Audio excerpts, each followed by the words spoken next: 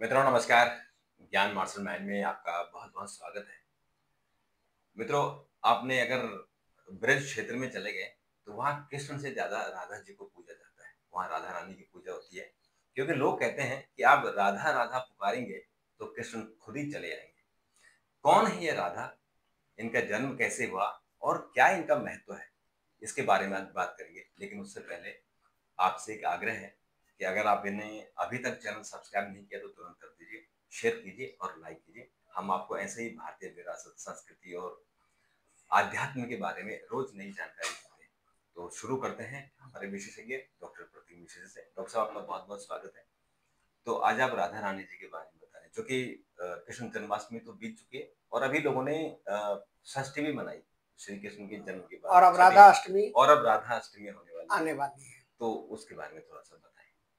देखिए, राधा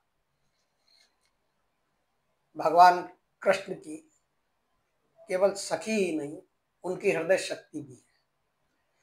पद्म पुराण के अनुसार राधा स्वयं माता महालक्ष्मी का सर्वोच्च रूप मानी गई। राधा जी को लेकर कुछ कम बुद्धि वाले लोग समय समय पर सवाल उठाते हैं, और सवाल ये उठाते हैं कि कहते हैं कि बताइए राधा जी का नाम कहाँ पर है। भागवत पुराण में पूरे श्रीमद् भागवत में राधा जी का उल्लेख ही नहीं है। उनको ये पता नहीं है कि राधा जी का वहां सांकेतिक रूप से कई जगह पे नाम है। और ये जैसा आपने कहा कि अगर भगवान कृष्ण की आपको भक्ति प्राप्त करनी है, उनका आशीर्वाद प्राप्त करना है, तो उसके लिए सबसे सरल और सहज माध्यम जो है वो राधा रानी ही है। और इसीलिए ब्रज के क्षेत्र में एक दूसरे को अभिवादन जो है वो राधे राधे का, राधे राधे।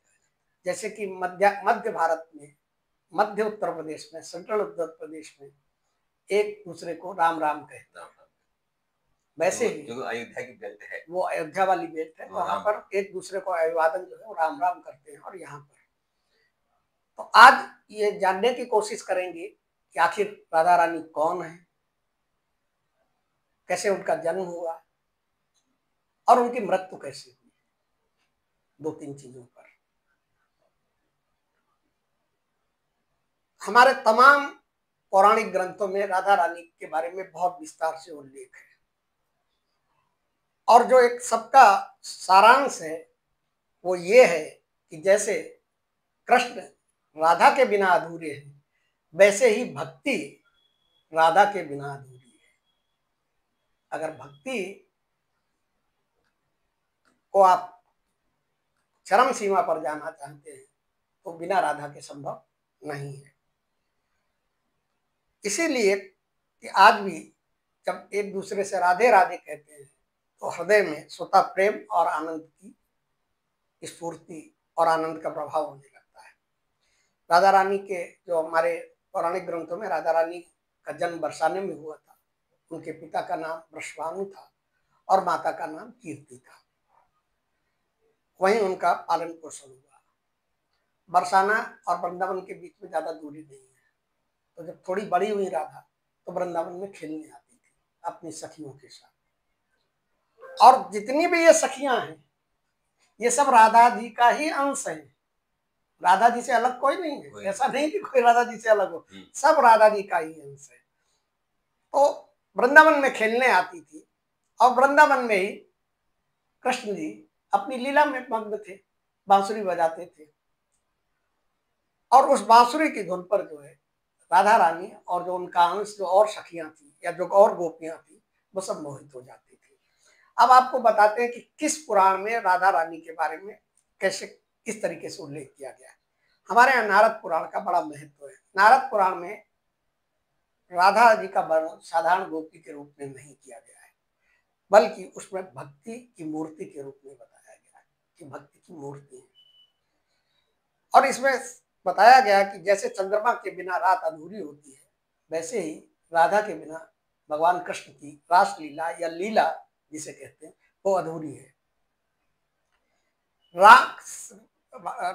भगवान श्री कृष्ण का प्रेम अधूरा और अपूर्ण है जब तक कि उसमें राधा का प्रतिबिंब नहीं हो। नारद पुराण में राधा को परम भक्ति का स्वरूप बताया गया है। लोग कहते हैं कि श्रीमद् भागवत में नहीं है, क्योंकि पूरी कहानी जो है कृष्ण की वो श्रीमद् भागवत में लिखी हुई है। भगवान कृष्ण के बारे में तो हमारे वेदों में उल्लेख किया गया है, उससे पहले उल्लेख किया गया है। देवी भागवत में राधा को हृदय शक्ति बोला गया, बताया गया है, यानी भगवान की वो शक्ति जो आनंद और प्रेम का संचार करे, वो राधा है। इस जो देवी भागवत में राधा के बारे में कहा गया है कि कृष्ण और राधा अलग अलग हैं ही नहीं, दोनों ही एक दिव्य सत्ता के दो रूप हैं। जैसे कि आपको उदाहरण दें, अग्नि को ज्वाला से अलग नहीं किया जा सकता। अगर अग्नि जलेगी तो ज्वाला उसके साथ होगी, उसे आप अलग नहीं कर सकते। वैसे ही कृष्ण को राधा से अलग नहीं किया जा सकता है। राधा बड़े कुछ फुहड़ लोगों ने प्रेमिका के रूप में चित्रित किया, असल में खाली अपनी दुकान चलाने के लिए, और उसमें बहुत ज्यादा जो जिम्मेदार हैं, जो दोषी हैं, वो कुछ कथावाचक हैं। हाँ। जिनके आधा अधूरा ज्ञान है और जो खाली जो है पैसा कमाने के लिए बड़ा गलत तरीके से हाँ, उनको बहुत ही हल्के तरीके से ले लेते हैं। देवी भागवत में स्पष्ट रूप से बताया गया है कि राधा रानी जो है वो प्रेमिका नहीं है, वो ब्रह्मांड की आध्यात्मिक माता है और भक्ति की अधिष्ठात्री देवी है। जैसे शक्ति की अधिष्ठात्री देवी जो है वो देवी दुर्गा है, उसी प्रकार से भक्त की अधिष्ठात्री देवी जो है वो राधा को बताया गया है। ब्रह्म वैवर्त पुराण में भी राधा के महिमांडन के बारे में बताया गया है। ब्रह्म वैवर्त पुराण में एक प्रसंग आता है जिसमें बताया गया है, और उसमें राधा की महिमा का इतना वर्णन है कि राधा, और इसी से आप समझ जाइए कि राधा रानी कौन थी। इसमें बताया गया है कि देवता भी उनके चरणों में वंदन करते हैं, और वास्तविकता ये है कि वैकुंठ लोक में जो माता लक्ष्मी है वही माता राधा है।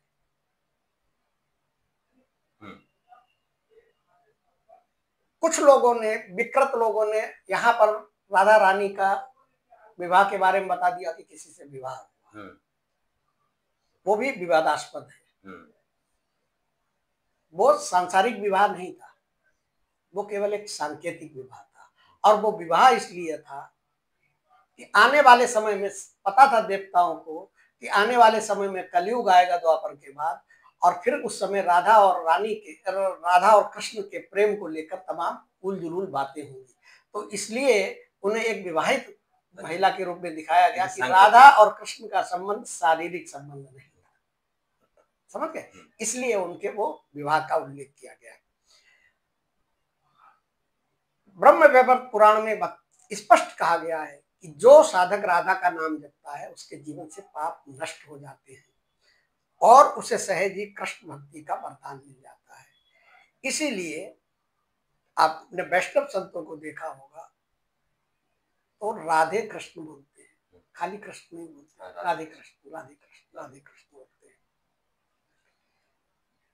भक्तिकालीन और वैष्णव परंपरा ने राधा को और भी ऊंचे स्थान पर स्थापित कर दिया। चैतन्य महाप्रभु जो कि वैष्णव समाज के सर्वोच्च साधकों में से एक, उन्होंने राधा और कृष्ण को आत्मा का दो रूप बताया, एक आत्मा और उसके दो रूप बताया। उनके अनुसार कृष्ण शक्ति हैं तो राधा वो शक्ति स्वरूपा है जिसमें भक्ति है, करुणा है और प्रेम है। यही कारण है कि वृंदावन और नंदगांव में आज भी राधा रानी को भक्ति की जननी और जगत जननी कहा जाता है। आजकल बड़ा विवाद चलने लगा कि लोग कुछ साधु संत कुछ राधा जी के उपासक राधा जी को सर्वोच्च मान बताते हैं, जगत की जननी बोलते हैं, तो कुछ लोग दूसरे संप्रदाय, दूसरे ही मतलब हिंदू धर्मावलंबी कथाकार कहते हैं कि वो हमारी माता जगत जननी जगदम्बा का जो है अपमान करते हैं। ऐसा कुछ नहीं, दोनों एक ही हैं, इनको समझने की जरूरत है। और देखिए हमारे धर्म में, सनातन धर्म में ये छूट दी गई है कि आप जिसको अपना इष्ट मानते हैं और जो जिसको इष्ट मानता है उसके लिए वही सर्वोच्च है। इसे ऐसे यही समझिए, तो हिंदू धर्म की खासियत नहीं हिंदू धर्म की नहीं, देखिए इसे ऐसे समझिए कि किसी भी परिवार में किसी का बच्चा हो, वो थोड़ा सा कुरूप हो, उसमें कोई शारीरिक कमी हो, वो सब एक्सेप्ट होता है, एक्सेप्ट नहीं होता, वो भी उसको सर्वाधिक प्रिय होता है, सर्वाधिक प्रिय होता है, क्योंकि वो हमारा है, जैसे भी हमारा है। तो ऐसे ही भगवान में भी क्या है कि अगर हम हनुमान जी की पूजा करते हैं तो हमारी नजर में हनुमान जी ही सर्वोच्च है, क्योंकि हमारे हनुमान जी इष्ट देव हैं, हमारे जी सर्वोच्च हनुमान जी हैं। आप शंकर जी की पूजा करते हैं तो आप शंकर जी हैं। शैव संप्रदाय के लोग जो है शंकर जी को मानते हैं, वैष्णव संप्रदाय के लोग भगवान विष्णु को मानते हैं, और शाक्त जो है वो कहते हैं देवी सर्वोच्च। और हमारे धर्म ग्रंथों में भी अलग अलग है। देवी पुराण में देवी से बड़ा कोई नहीं बताया गया, शिव पुराण में शिव से बड़ा नहीं कोई बताया गया, विष्णु पुराण में विष्णु से बड़ा नहीं बताया गया। तो इसको लेके विवाद जो है वो बेकार का विवाद करना बेकार है। गीत गोविंद की रचना जयदेव द्वारा की गई थी, और ये भक्तिकालीन साहित्य था, ये भक्तिकालीन बिल्कुल, ये युग शुरू हुआ, बहुत बड़ा साहित्य, हाँ बहुत बड़ा ग्रंथ है, बहुत बड़ा है भक्तिकालीन में। उसमें राधा कृष्ण के प्रेम को आध्यात्मिक साधना का सर्वोच्च बिंदु बताया गया है, और इसमें राधा और कृष्ण की जो रिश्ता है उसके रिश्ते के बारे में विस्तार से वर्णन किया गया है। इसमें बताया गया कि भक्त राधा की तरह अपने प्रिय भगवान को पाने के लिए तड़पता है, और कृष्ण उस तड़प को प्रेम में बदलकर भक्त के हृदय में वास करने लगते हैं। तो ऐसे अगर हम सारे शास्त्रों को देखें तो राधा रानी केवल कृष्ण की प्रिय नहीं है, बल्कि वह भक्ति की साक्षात देवी है ना। नारद पुराण ने उन्हें भक्ति की मूर्ति कहा, राधा जी को समझिए। देवी भगवत ने उन्हें हलादनी शक्ति कहा, मतलब हृदय की शक्ति कहा। ब्रह्म वैवर्त पुराण ने उन्हें देवताओं द्वारा वंदनीय बताया, मतलब देवता भी जिनके चरण रजों में अपनी पूजा अर्चना करते हैं। इसीलिए राधा रानी का ये रहस्य है कि वो प्रेम भक्ति का वो शाश्वत रूप है जो कृष्ण को भी पूर्ण बनाता है, और यही उनका असली रहस्य है। अब देखिए हिंदू धर्म में राधा अष्टमी बहुत खास मानी जाती है। राधा अष्टमी के दिन राधा रानी का जन्मोत्सव मनाया जाता है, ठीक है, और इस बार 31 अगस्त को राधा रानी। अब मैं आपको एक चीज और बताऊं कि ऐसे आप समझ जाइए कि ये कैसे एक ही आत्मा के दो रूप हैं। जन्माष्टमी में, जन्माष्टमी जो है वो भाद्रपद के कृष्ण पक्ष में होती है, और उसके ठीक 15 दिन बाद भाद्रपद के शुक्ल पक्ष की अष्टमी आती है, उसे राधा अष्टमी। मतलब जिस तिथि में कृष्ण का जन्म हुआ उसी तिथि में उसी समय पर राधा रानी का बरसाने में जन्म हुआ, बस पक्ष का अंतर है। उनका कृष्ण पक्ष में हुआ क्योंकि वो श्यामले थे, और इनका शुक्ल पक्ष क्योंकि इनका वर्ण जो है शाम को। अब देखिए राधा रानी का अंतिम समय कैसे बीता। भगवान जब द्वारिका चले गए, उससे पहले तो यहाँ अपनी रासलीला थी, गोपियों के साथ करते थे, मधुर वाणी सुनती थी वो पंछी की आवाज में। जब भगवान द्वारिका चले गए तो फिर क्या हुआ कि मिलना जुलना खत्म हो गया, क्योंकि राधा रानी नहीं गई। और उसके बाद भगवान कृष्ण ने बांसुरी को तोड़ दिया था, इतना दुखी हो गए थे, क्योंकि राधा रानी का वियोग था। उन्हें लगा कि राधा नहीं तो बांसुरी किसके लिए। फिर वो बांसुरी बंसी एक ही बार लास्ट में बजी है, और वो भी राधा रानी की पीड़ा को कम करने के लिए। द्वारका जाने के बाद भगवान कृष्ण और राधा रानी का मिलन कुरुक्षेत्र का जब युद्ध चल रहा था तो उस समय एक बार हुआ। भगवान कृष्ण ने उनसे कहा कि आप द्वारिका आइए। उन्होंने कहा कि अब आप महलों के राजा हैं और मैं ठहरी गोपिका, तो हमारा आपका कोई मिलन नहीं है। फिर भी भगवान कृष्ण ने बहुत अनुनय विनय की कि नहीं तुमको आना है। और देखिए सब विधि का विधान था। तो अंतिम समय में राधा जी जो है जब बीमार हो गई, थोड़ी सी उनके स्वास्थ्य हो गई, थोड़ा सा स्वास्थ्य खराब हुआ, और जो अपने और जो उनके जो सांसारिक कर्तव्य थे उनका निर्वहन पूरा हो गया, तो राधा रानी द्वारिका गई। द्वारिका गई तो भगवान कृष्ण ने, द्वारिकाधीश ने जो है बड़ा उनका सम्मान किया, सारी चीजें, भाई पूरा उनकी दोस्त, उनका प्रेम, उनकी भक्ति, उनकी शक्ति खूब किया। परंतु राधा रानी को वो राजमहल का वैभव और वो सारी चीजें पसंद नहीं आई। उन्होंने कहा कि भैया ये हमको, हमारे बस का नहीं, हम यहाँ नहीं रह सकते। अब कुछ लोग उसमें क्या करते हैं, मैं बताऊं आपको, कि जिनको ज्ञान नहीं है वो कैसे उसको विकृत करते हैं। कुछ लोग कहते हैं कि द्वारिकाधीश की जो पत्नियां थी उनको जलन होने लगी और उन्होंने राधा रानी को महल से बाहर निकलवा दिया। जबकि वास्तविकता ये थी कि राधा रानी, देखिए मीरा ने कैसे, मीरा तो एक वो थी, रानी थी ना, राजकुमारी थी, छोड़ गई, सब छोड़ दिया ना भक्ति में। तो भक्ति में तो जो जिसकी आप भक्त कर रहे हैं वही सब कुछ है, सर्वस्व। भक्ति में क्या राजमहल, क्या धन, क्या, तो वैसे ही राधा के लिए जो कुछ सब कुछ थे वो भगवान कृष्ण थे, उनके लिए वो महल वहल बहुत छोटी चीज थी। तो वो महल से निकल के और उसके बाद वहीं पर एक गांव पड़ोस में एक जंगल में रहने लगी। जंगल में रहते रहते उनकी जब तबीयत ज्यादा बिगड़ने लगी तो अंतिम समय में उन्होंने भगवान कृष्ण को याद किया। अब कृष्ण जी को जैसे ही याद किया और कृष्ण को एहसास हुआ, और कृष्ण जी दौड़े दौड़े राजमहल छोड़ के वहां राधा जी के पास पहुंचे। और पहुंचने के बाद उन्होंने देखा कि राधा रानी की तबीयत खराब है, और भगवान थे, जानते थे कि अब इनका गोलोक वास का समय आ गया है। और उन्होंने, राधा जी ने कहा कि क्या मुझे बांसुरी की मधुर धुन नहीं सुनाओगे, क्या वो पुराने दिन नहीं लौटाओगे जो भक्ति में होता है। और जैसे ही वृंदावन की याद दिलाई, भगवान कृष्ण को भी लगा कि अब जो है राधा का अंतिम समय है, और उन्होंने बांसुरी को बजाना शुरू किया। मतलब जो बांसुरी उन्होंने द्वारका जाने के समय तोड़ दी थी, उसके बाद उन्होंने आखिरी बार वो बांसुरी बजाई, और वो बांसुरी बजाते बजाते उसकी धुन सुनते सुनते राधा रानी जो है अपने लोक को चली गई। मतलब अपने लोक में क्या, लोक तो भगवान विष्णु, भगवान कृष्ण के ही हाँ मन में जो है, दिल में भगवान कृष्ण के अंदर विलीन हो गए। इस तरीके से राधा रानी। तो राधा जी की अनेक कहानियां हैं, चाहे उनका बचपन का कहानी, फिर जवानी की कहानी, और फिर जब उनका शरीर जर्जर हो गया और जब वो जंगल में रहने लगी और अंतिम समय आया, तो बड़ी मार्मिक कहानियां। इस पे बहुत सारे ग्रंथ लिखे गए हैं, बहुत सारे कवियों ने कविताएं लिखी हैं, महाग्रंथ लिखे हैं। तो बहुत मार्मिक कहानी है राधा जी की, और इसलिए लोग राधा रानी, राधा कृष्ण को मानते हैं। और जो श्री कृष्ण जी की उस जो उनकी पत्नी थी रुक्मणी जी, तो रुक्मणी जी को कम याद करते हैं और राधा जी को ज्यादा याद करते हैं। आप वो राधा कुंड का एक किस्सा सुनाया करते हैं कि राधा कुंड कैसे बना? हाँ, राधा कुंड अभी हम गए थे, जो वृंदावन में ही है, वृंदावन से थोड़ा आगे राधा कुंड।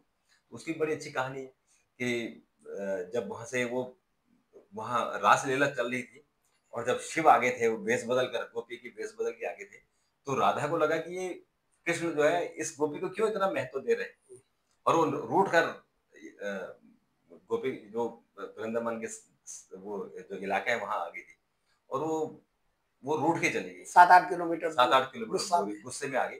और जब कृष्ण को पता लगा तो वो छोड़ के फिर वहां जब उनको मनाने आए, जब उन्होंने बताया कि वही वो गोपी नहीं है, वो तो भगवान शिव है, देखने आए थे, तो तब राधा इतनी रोई कि वहां कुंड ही भर गया। वो कुंड आज भी है, अगर आप देखें तो राधा कुंड है, और वो उनकी बांसुरी वहीं रखी है।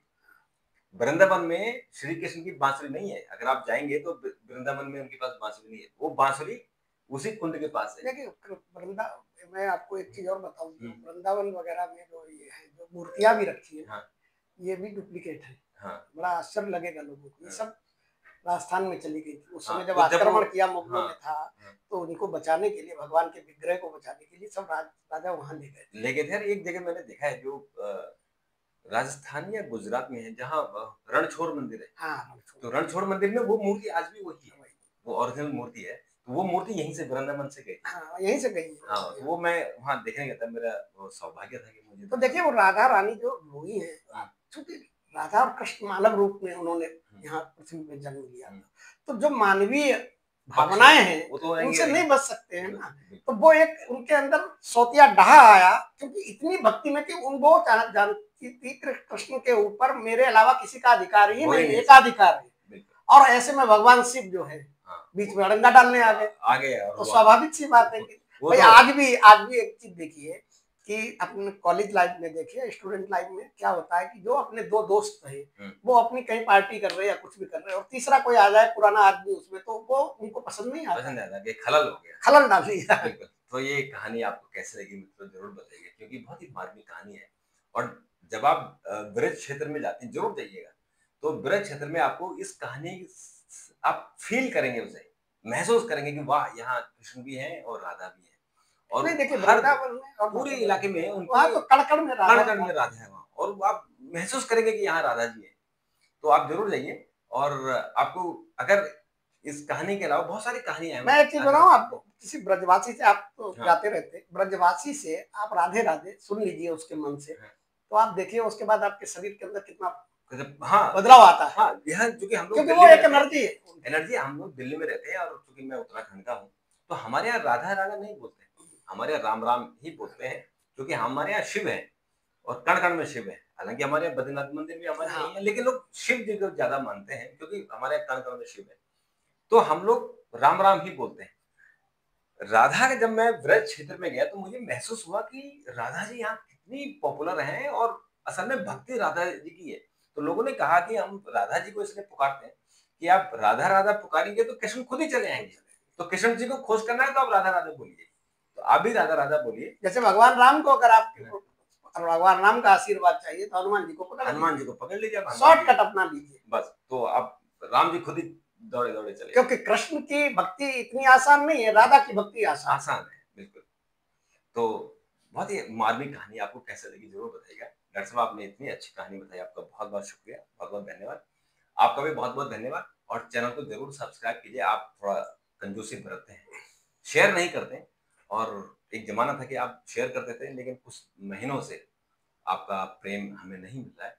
तो आप अपना प्रेम हम पर भी बरसाइए और राधा रानी जी की आप उनकी भी सेवा कीजिए, उनका भी आप वंदन कीजिए, तो ज़रूर आपको कृपा मिलेगी। तो आपको प्रोग्राम कैसा लगा इसकी प्रतिक्रिया ज़रूर दीजिएगा। ऐसे ही एक और वीडियो के साथ फिर आपसे मुलाकात होगी। तब तक के लिए नमस्कार।